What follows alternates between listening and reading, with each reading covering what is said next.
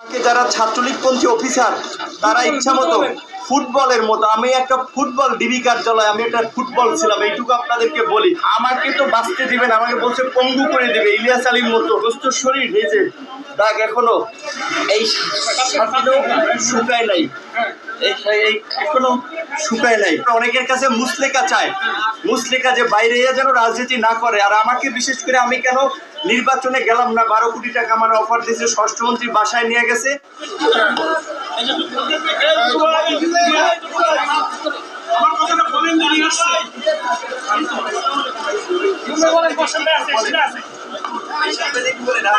রিমান্ডে নিলে ব্যাপক প্রচার, ঝুলাইয়া গরু ছাগলের মতো ঝুলাইয়া কারেন্টের শক দেয় এবং সিনিয়র জুনিয়র নাই, চট থাপ্পড় গরুর মতো হাত পাও বাইন্দা পিটাইতেছে।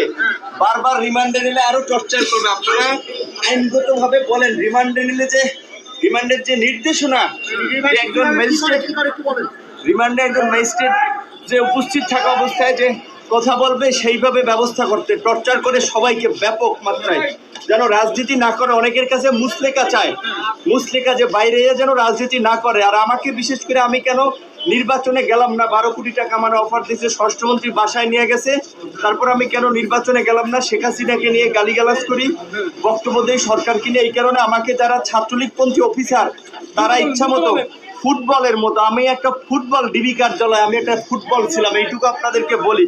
এখনো যদি আমার প্রস্তুত শরীর হয়েছে দাগ এখনো এই শুকায় নাই, এখনো শুকায় নাই। আপনারা একটু তো বলেন অন্তত রিমান্ডে যে আমরা এই সরকারের পতন ছাড়া আমাদের বাঁচার এবং জাতির মুক্তির পথ নাই। সরকার পতন না হওয়া পর্যন্ত